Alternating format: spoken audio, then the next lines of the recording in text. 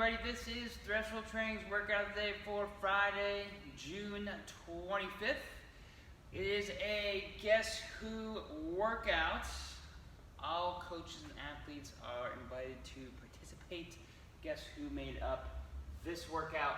It is a body work for time, and then we have some accessory work at the end. So complete the following body work for time: 50 dual dumbbell push-ups. If you're at home and you have one dumbbell, we use one dumbbell, or we can do 50 push-ups at home as a body weight version.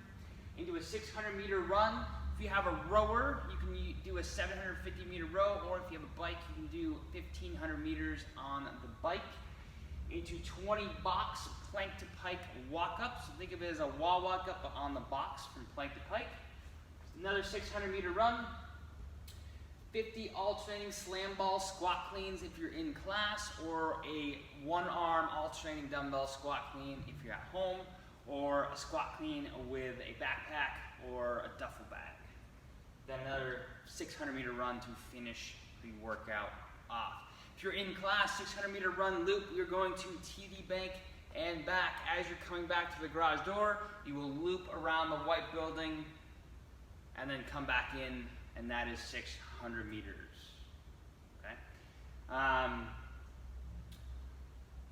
For the push jerks, we are picking a load, same load side if you have two dumbbells, that allows us to do 8 to 12 reps at a time. Okay, so when we have multiple reps, like a big body of reps, like we see here, the 50, okay, breaking it up into manageable chunks before you get to failure is ideal, okay, because we want you to keep moving through the reps versus expending so much energy just to do 5 reps, putting it down, and all of a sudden now it's taking us 5 to 8 minutes to complete this. So dumbbell push jerk will look like this: 2 dumbbells on the shoulders.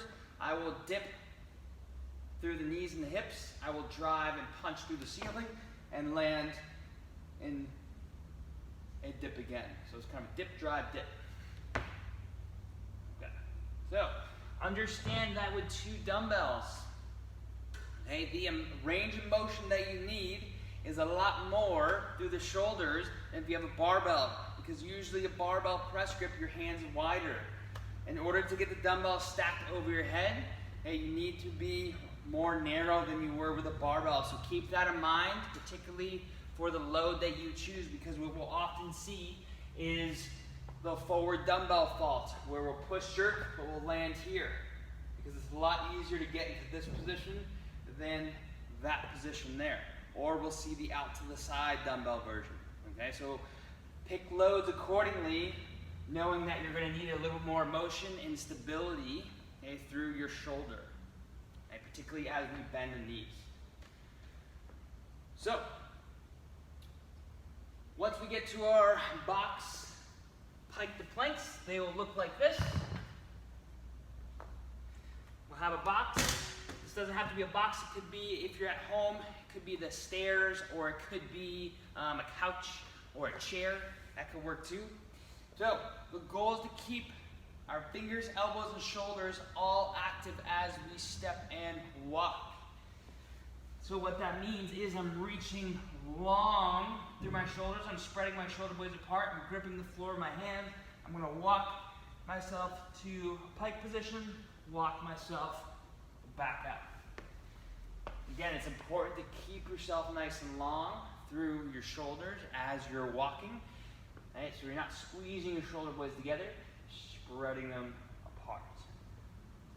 Then, after our second run, of course, we will get to our slam ball squat cleans or our alternating dumbbell squat cleans. Okay? So we'll take the object from the floor, we'll finish in the squat position, and we'll rise to a standing. So it looks like this. I'm going to take my slam ball, I'm going to bring it to my shoulder, squat, stand. Come down, other side, squat, stand. Okay? So same or similar techniques applied to the slam ball as is the barbell. Instead of curling the ball to your shoulder, you're going to slide yourself underneath it. Okay, so watch my hands, sliding underneath it versus just curling Okay, so this will get you into a nice receiving position as you squat. And this will also decrease arm fatigue because you're not curling it, you're using the shoulders and the momentum of what you gave to the ball to get yourself underneath where the ball is now weightless and you can dive right underneath. For the dumbbell variation, taking it from the floor, same thing, we're dropping underneath it, switching arms, dropping underneath it. We're catching that dumbbell in the bottom or the slam ball in the bottom of that squat, coming up out from underneath it. So once we are done that, we're going to go into a little accessory work at the end. Okay, so we'll see a lot more accessory work with the pull-up bar and shoulder accessory work, so that as we're reintroducing ourselves to a lot more load, we are able to access the capacity to handle that load. So we will do 4 sets of a 30-second active pull-up bar hang. So I'll find my pull-up bar, knuckles over the bar, hands about shoulder width, and I'm going to actively pull my shoulders away from my ears and hang with my legs straight, compression in the midline, butt squeezed, knees straight, toes pointed. I'm going to hold for 30 seconds.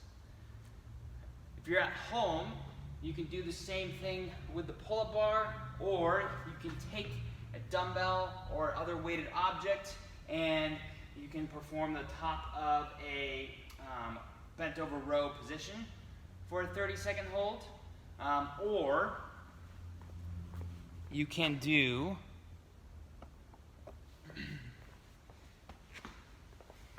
a hold with the dumbbell overhead.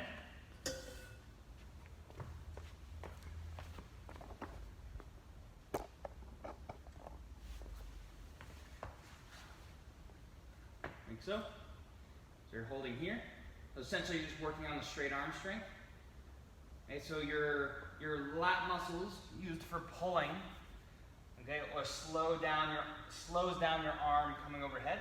So you can hold a weight to activate those guys, very similar to how you might do an active pull-up bar hang. So that's an option at home too. It doesn't have to be a dumbbell either. It could just be something that has a little bit of load. You can do both hands at a time. Then we'll do a bent over dumbbell row at a tempo of 2, 1, 1, 1.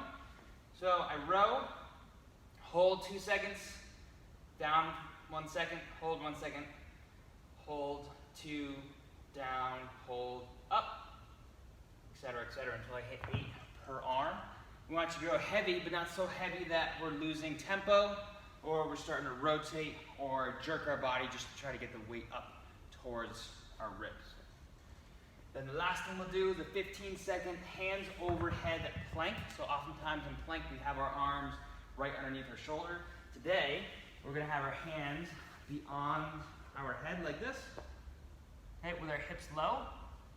Okay, so we're trying to press through the ground, press forward with our feet at the same time. As much as we are pushing away from the ground, we are also pressing down.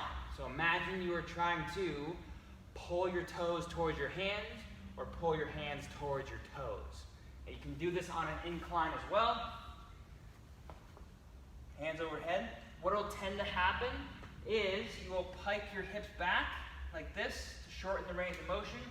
We want the hips to get underneath the shoulders. Okay? So this will almost mimic the, if you can picture a barbell rollout, this will mimic the rollout of a barbell. Okay, so you remember folks who have done those before, when you roll the bar out, that first kind of pull motion on the way back, that's what this plank is going to feel like. Okay? So we really need to make sure that our hips are not piked up into the air. They're right in line with our ankles and our torso. We'll have a 60-second rest between sets. Again, we're doing 4. So that's today's workout. Have a great end to the week and have an awesome